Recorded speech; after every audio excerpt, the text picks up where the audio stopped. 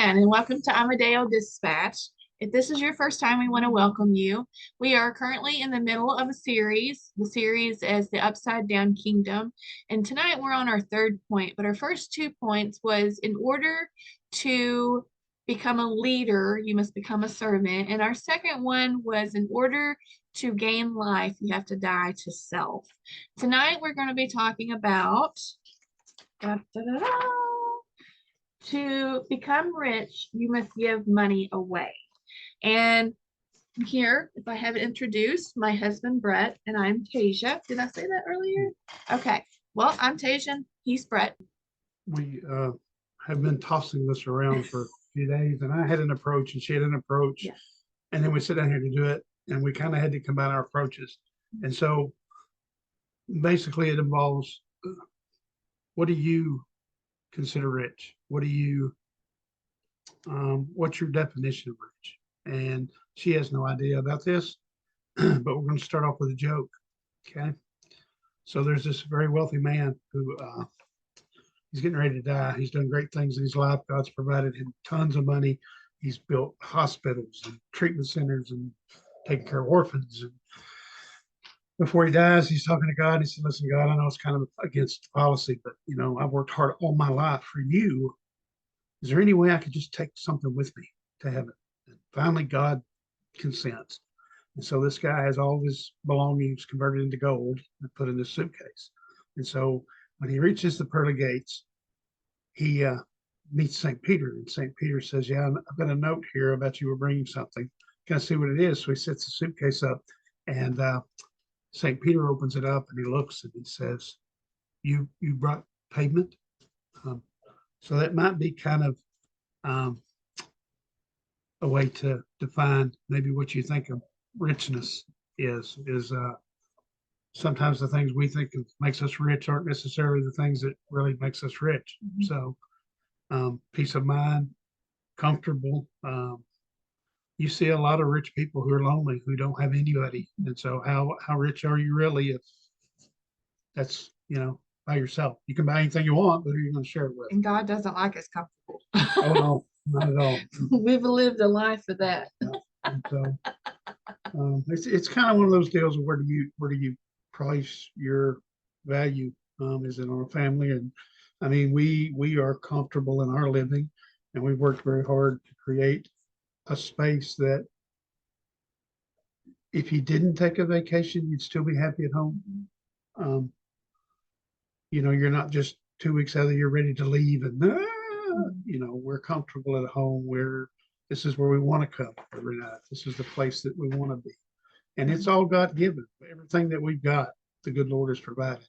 And it's just one, this is a little deal. We had a hiccup right around Christmas time. We're in the foster care program, and there's money deposited into an account to take care of our child. And we had a card that got put wrong on an order form and overdrafted an account. And so by the time Tasia got it all straightened out, she's like, "Hey, I got $50 to run the next 2 weeks," which for her is kind of hard to do, being out the way she is. And I walked out to the mailbox and pulled out my Christmas bonus from work. I mean, it was just that quick. It was just right there. He knew that was coming. And so you just got to trust in him to take care of it. And he always has. And you've been good and consistent about tithing in Yeah. church here lately. You've really exercised that. And I can honestly say, our last placement we talked a little bit about in our previous episode, that we had to find better care for, because we learned that we weren't equipped to help him as much as what he deserved. Somebody had instilled in him tithing. Because when he received his allowance, and it wasn't much, it was $7. It was $7. But he wanted to give that dollar back to the Lord, and that was very touching. So tonight is or today, whenever you're listening, this is a continuation of what Pastor Stan Jones taught about in church on Sunday on 11/21. So if you want to go back and review that, Light in the Wilderness Church has a Facebook page. You may be on Light in the Wilderness Facebook page or a YouTube page, And you can just scroll back through and find that sermon. But he talked about Judges 3:31, which Brett is going to read now. It's Shamar becomes Shamgar. Shamgar. I will butcher his name. I'm sorry. Shamgar becomes Israel's judge. And after Ehud, Shamgar's son of Antha, rescued Israel, he once killed 600 Philistines with an ox goad, which, by the way, is a stick to poke an ox. And you're kind of strolling through your head thinking, okay, what's this got to do with being rich in God's way? What Pastor Stan shared with us is that what in your life's worth fighting for? And this was his land. This is what God had given him, and this is what he was fighting for. He killed 600 Philistines with a stick. I believe he said it had a point on the end of it. And so he was being a good steward of the property that Jesus, I guess, loaned him would be the best term, because everything we've got is loaned to us. It's ours, but it's God's. It's kind of like the truck belongs to me in the bank. And so what is your point? Where are you at, and what are you willing to fight for? But the main thing we're focused on tonight is getting it. Are you in favor with God in giving your part and receiving from him his part, and then you taking care of his part, being a good steward? I'm in a position with my job that I have to be a good steward of the properties that I help take care of, and where to spend the money correctly, and where to spend it for the best value. And so it's that way with everything. I mean, whether it's in my home life, my work life,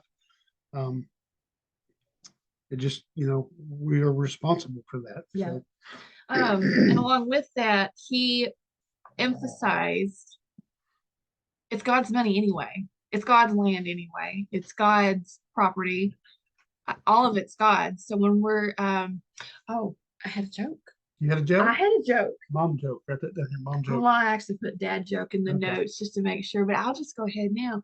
You ready? Can you do a drum roll? Can you do a drum roll? Are you at a brick wall with your tithing? Do I need to put like a box? We got those. So 10%, of course, in layman terms, what we think of 10% really is of our paychecks. And depending on who is teaching, a lot of people, teachers will say 10% of your salary or 10% of what you bring home. Some people teach about net. Right. Also, what he said is everything. It's your time, it's your talents. So one of the things that I try to remind myself quite often in my prayers is, and this is something hard for me. And I may be getting off track, and we may mess this up and have to come back to it later. When I was raised, mostly Baptist and Methodist, is that you're praying for everybody, and in return, they're praying for you. And so I was never taught to pray for me. And so that's something I've had to learn in probably the last 10 or 12 years, is that I can't necessarily, you get on Facebook and something's going on, and prayers. Once you've committed to that, you're bound to that. So how many of those people are actually saying prayers for you? But you do have to pray for yourself. And one of the things that I thank the Lord every chance I get is that I wouldn't have the job I have today if it wasn't for the skills that he gave me over the years. A lot of knowledge has been passed on to me in the last few years. A lot of tough doing it the wrong way has been passed on to me. I had to learn that the hard way. And so I have to thank God every opportunity I get that he's the one who gave me the skills that I have in order to earn this, in order to give back to God. So that's one of the things. If you're talented, and everyone is in some way, kind of like we talked about with being a servant, you've got a talent, and he gave you that talent. And so it's important that you thank him for that talent. Or I mean, you wouldn't be able to perform your job if you didn't have that talent. And so That's one of the things I had to really learn in my struggle and learning the right way to pray. And there's not a wrong way to pray. I mean, you talk to God, but you got to pray for yourself. I mean, and it's not being selfish. It's just that if you're not doing it, who is? Mhm. You know. So you've got to ask to be the better person. You got to ask to have work on. Don't work on patience. Never work on patience. Just maybe pray to God that you're less impatient. That's kind of the back door to that. But you ask for patience, Lord, He will thump you on the head for a while. So So to circle back around on tithing in the 10%, I think I was probably, I'm not going to reveal how old I am. I'm old, but probably my mid to late 20s is when I really started to feel convicted about the 10%. I wasn't raised in a church from an early age. I was in and out of church quite a bit. I didn't have a church home until my early 20s. So mid to late 20s, I started tithing, and it was hard. Stepping out in faith and believing that God is going to help make your ends meet is difficult. And I had to start out by just doing a little at a time. It wasn't necessarily the 10%, but it was a percent to get me into that mindset. And it doesn't matter if it is, you're bringing home $2,000 a week or you're bringing home $200 a week, 10% is 10%. And if you can't do 10% of $200, you're not going to be able to do 10% of $2,000. So, an idea of richness isn't just in money either. We talked a little bit about our home. I read an article that really changed my point of view, and I shared it with Brett several years ago about creating a home environment that you wanted to come home to, that you wanted to see your spouse, that you felt comfortable in, and you look forward to coming home to every day. There's so many people out there that save their money for, and I get it. Christmases, you have your Christmas fund to make sure that you're compensated, but you're saving that money all year for one day. And other people do it for vacations. They save up for cruises. And I'm not saying these are bad things or not, but if you create an environment that you like and that you thrive in, that 10% could be of your time. Several years ago, when we first started into foster care, we served in a ministry through Mercy Ministries with Central Baptist Church. And we made, I don't know how many trips down to Monticello, to the campus down there, just to witness and to serve the foster parents, the house parents, and the kids down there. And it loved every minute of it. And it was usually a weekend trip. There was one or two trips we went that we had a special invite to that was a week long. So we dedicated that 40-hour vacation time to that specific time. But most times we would travel down on a Friday, and we would get off work maybe a couple of hours early and drive down there to have dinner or supper with the houses that we were in that weekend. So we are in a position now where we get more than enough overtime and we get more than enough PTO. We don't necessarily, unless we really wanted to take all that time and invest it into a ministry somewhere, donate our time, donate our talents. We took a weekend and went to New Orleans to a ministry down there that served the cruise ship workers. That's all they did, cruise ship and cargo containers. And New Orleans Port Ministry. We had a ball down there, and I mean, at certain points you got done for the day, and you were able to go out and we get where's the best place to eat, or where's the best open markets, or we did that one weekend, and we're talking about doing that again. But we she was talking about comfortable here. On the back of our house, we've got a small little 12 by 12 deck. that's back there. She's spends a lot of time Mhm. during the spring and summer and fall back It's my there. That's happy where she place. does a lot of her Bible stuff. That's where she does her schoolwork. It's an awesome. I mean, it came with a house. We didn't have to invest in it other than we bought the house. And so this has been a little corner of the world where she can go and be in nature. I mean, to me, the easiest I have talking to God is being out in the yard. I mean, I'm by myself. I'm doing a project. I can talk to God all day long. Um, but what we want you to analyze here or think about is where do you find your riches? Where Shamgar found his and his property, his family. I've been very fortunate. I've got a family that has been there for me my whole life. So I'm very fortunate and rich in that. Um, I'm not going to say that I'm not struggled most of my life. We have, but in the last 10 years, we've learned more. Me has learned um, the better way to pray, the better way to tithe, the better way to I've been be, there too. the better way to, to be closer to seek God's Mhm. um, treasures. And so it's a growing experience. And I hate that kids today don't have the knowledge I had at 52 years old. You know, it's like you can tell a kid and pound it in their head, you need a good credit score. You need a good credit score. With a good credit score, you can get anything. It's took me 50 years. And I wish that knowledge could be thumped and stuck right through their ears when they're 20. So, another point that Stan made yesterday is use what you have. That's been a big one for me. I grew up in secondhand clothes, and there's nothing wrong with that. And since I can remember, shopping for new furniture was at the secondhand store. Appliances were at the dent place, the ones, the rejects that were sent. And so, well, what was it? We're still searching at the secondhand store. We are. And even with this podcast and getting it started,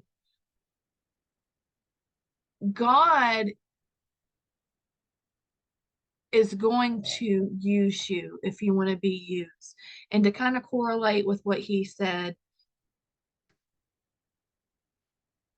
if you don't do it, who will?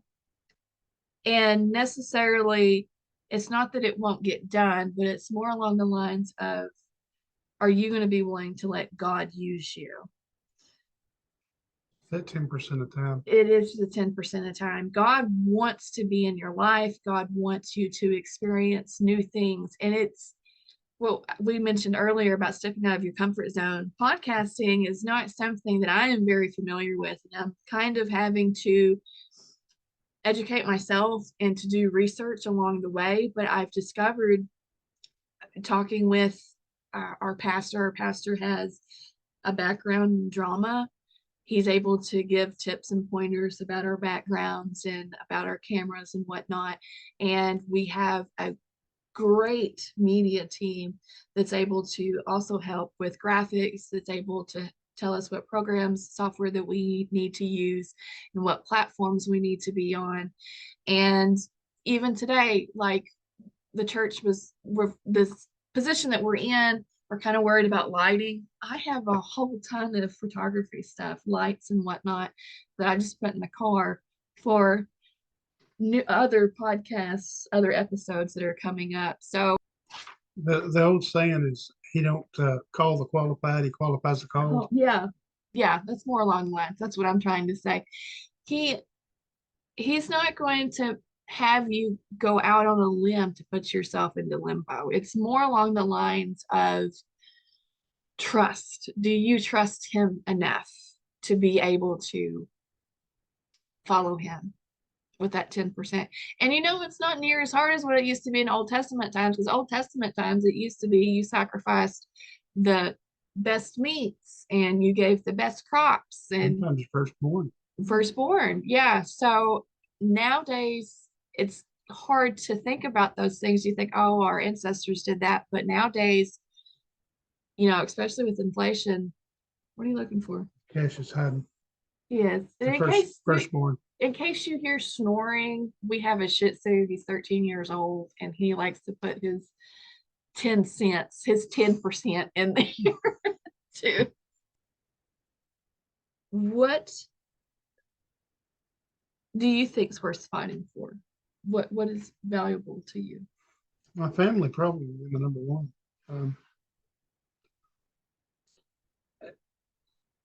I've been through situations where I've had to start from the ground up 2 or 3 times, and it's been done.